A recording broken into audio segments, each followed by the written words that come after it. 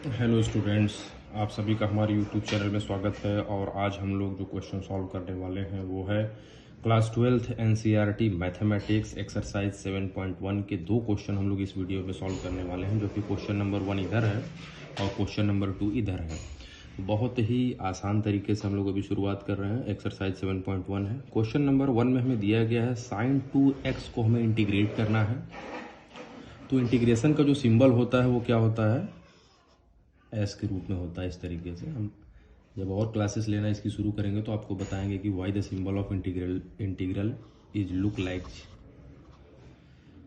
Long S. तो देखिए, integral over sign हमने लगा दिया इंटीग्रेशन का। साइन 2x है तो यहाँ पे साइन 2x लिख दिया गया और dx लगा दिया जाता है, जो कि इंटीग्रल का सिंबल होता है। किसके रिस्पेक्ट में हमें इंटीग्रेट करना है, जिसके रिस्पेक्ट में इंटीग्रेट करना होता है वही डी के बगल में लिखा जाता है। तो x के रिस्पेक्ट में हमें साइन 2x को क्या करना है, इंटीग्रेट करना है। तो अब आपको फार्मूले में बताया गया है कि साइन x का जो इंटीग्रेशन होता है वो क्या होता है, माइनस कॉस x होता है।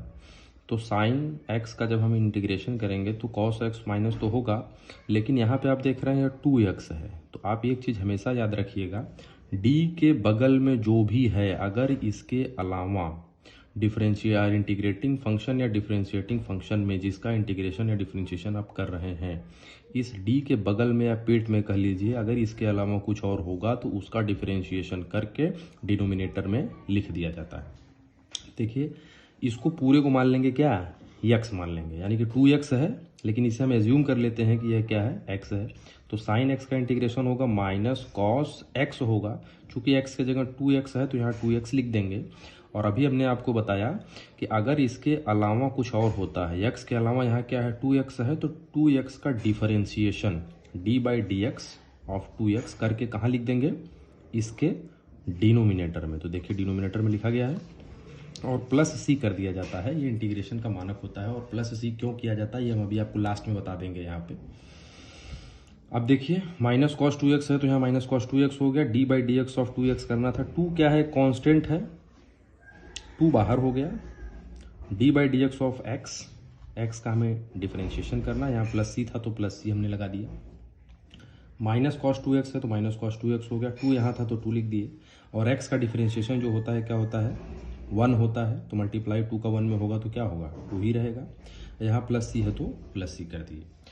अब इसी तरीके से cos 3x है तो cos 3x को जब हम इंटीग्रेट करेंगे तो लिखेंगे integral over cos 3x into D x. cos x का इंटीग्रेशन sin 3x होता तो cos x का sin x होता है, लेकिन यहाँ आप देख रहे हैं अकेले x नहीं है, 3x है।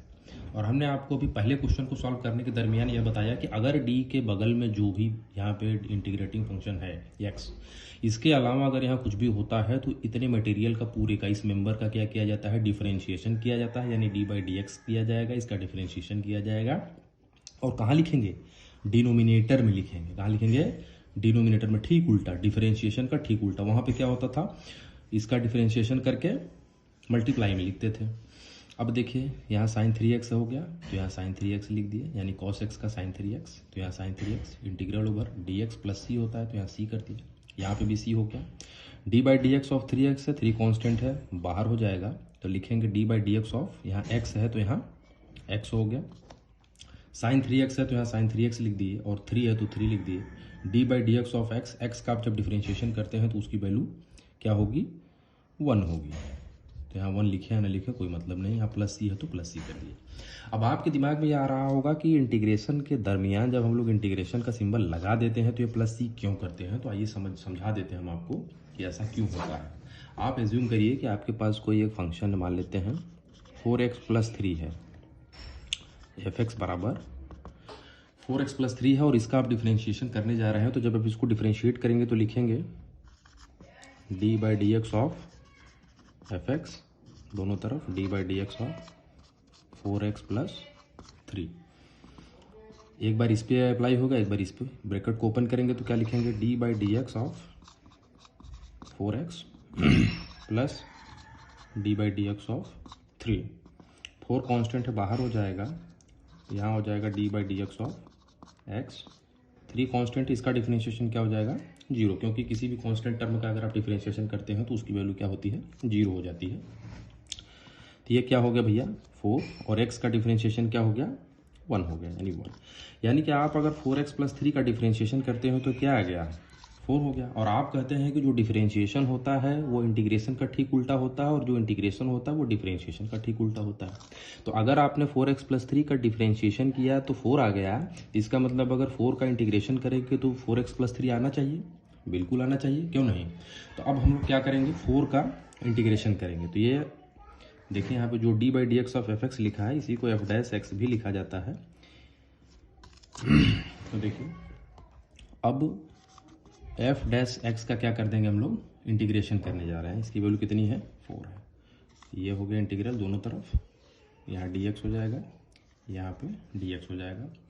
तो इसका इंटीग्रेशन करेंगे तो ये fx हो जाएगा, और यहाँ 4 का इंटीग्रेशन करेंगे, 4 कांस्टेंट है बाहर हो जाएगा, इंटीग्रल ओवर dx।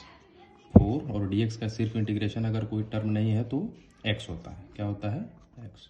तो 4x तो आ गया भैया।